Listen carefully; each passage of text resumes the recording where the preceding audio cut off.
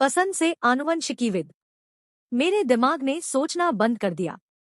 मैं हमेशा सोचता था कि मुझे यह शाखा केवल इसलिए मिली क्योंकि मैं बायोटेक इंजीनियरिंग में नहीं जा सका, जिसे मैंने अब तक पूरा कर लिया था। मेरे सलाहकार के लिए सभी धन्यवाद जिन्होंने मुझे सालाना 40 से अधिक कागजात प्रकाशित करने में काफी हद तक सफल किया है कि मैं शीर्षकों की संख्या खो गया हूं जो सार नहीं है। इतना मेहनती, समर्पित और पूरी तरह से प्रतिबद्ध होने का कारण मेरी सहज वृत्ति नेवर सेटल है। मैं मुस्कुराया क्योंकि यह व्यक्तिगत जीवन में शाब्दिक रूप से हुआ, न कि शुक्र है। मैंने अपना शेड्यूल इतना टाइट सेट किया कि मैंने इनक्यूबेटर से खाया, लैमिनार एयर फ्लो चैम्बर में रुई को जलाया और अपनी खुद की लकीरों को तोड़ दिया और 1000x आरपीएम पर सीढ़ियों से ऊपर और नीचे घुमाया, जिससे मैं अपनी चमक वापस पा रहा था और जादुई रूप से मेरे बाल। भगवान जानता है कि 2 दशक से अधिक समय हो गया था जब मैंने अपने बालों को झाड़ी की तरह बढ़ते देखा था। मुझे लगता है कि अगर सेटिंग इष्टतम है तो कृत्रिम गर्भ संश्लेषण में एक महत्वपूर्ण नवाचार होने जा रहा है। साथ ही चुनने के लिए यूजेनेटिक्स चर्चा का विषय बनने जा रहा है। मछली का उपयोग किसी भी जीन के रोगग्रस्त भाग की पहचान करने और इसे उचित वायरल, जीवाणु या मानव वेक्टर इन विवो के साथ बदलने के लिए किया जाता था। कभी कभी अल्जाइमर, पार्किंसंस जैसी कई बीमारियों में कोशिकाओं के अध पतन को रोकने या जीन पैदा करने वाली बीमारी को खत्म करने या जीन को दबाने के लिए प्रयोग किया जाता था, बशर्ते बीएलए सीबीआर द्वारा प्रदान किया गया हो।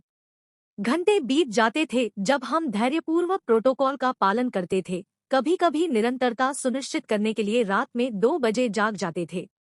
और जब थीसिस प्रकाशित हुई और सामने आई तो इसने पेट में तितलियों की तरह तृप्ति की असीम भावना दी। मनुष्य को अब गोलियों या दवाओं की आवश्यकता नहीं थी। कैरियोटाइप, जीनोम अनुक्रम और दोषपूर्ण लोगों को ठीक करें। यह एक टेकवे ऑर्डर की तरह है जो शुरुआत में बड़ी लागत पर दिया गया था।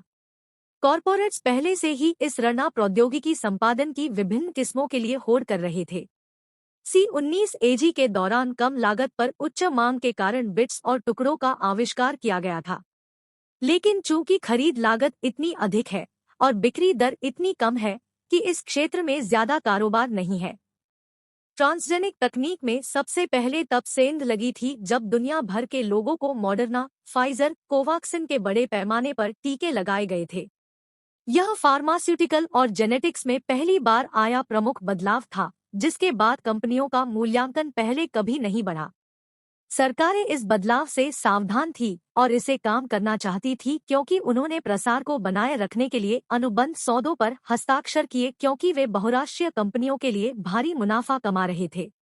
वायरस के नए प्रकारों का आविष्कार करने और उनके लिए एक साथ इलाज करने के लिए जेनेटिक इंजीनियरिंग प्रयोगशालाओं में धन प्रवाहित होने लगा। जब तक किसी को एहसास हुआ कि आनुवंशिकी एक स्वर्ण युग में परिवर्तित हो गई है, या हम कहेंगे कि यह सबसे काला समय है, लेकिन तब एक तरह से उपयोगी है। लोगों का जीवन जीन थेरेपी से समृद्ध हुआ क्योंकि इसमें शामिल लागत काफी कम हो गई थी। एआई सभी प्रगति में समान रूप से महत्वपूर्ण भूमिका निभा रहा था। ह्यूमनॉइड्स ने जटिल काम संभाला जिसमें मिनट अवलोकन की आवश्यकता थी। उन्हें आवश्यक विशिष्ट प्रोटोकॉल के साथ प्रोग्राम किया गया था। बूम! आणविक आनुवंशिकी के साथ बेहतर बुद्धि, रूप और बुद्धि वाले बच्चे पैदा किए गए। यूजीनिक्स जैसे मुद्दों के नैतिक मानक विवाद का विषय बन गए। गैटका जैसी फिल्मों ने मुझे उन दोषरहित खामियों की याद दिला दी जिन्हें मानव जाति नकार नहीं सकती, और वह पूर्णता जो एक मानव जीन के सही सेट के साथ प्राप्त कर सकता है। संतान पर विचार शायद ही कभी लिया गया क्योंकि प्रजनन दर में गिरावट आई और कई लोगों ने सरोगेट के बजाय कृत्रिम गर्भ का विकल्प चुनना शुरू कर दिया।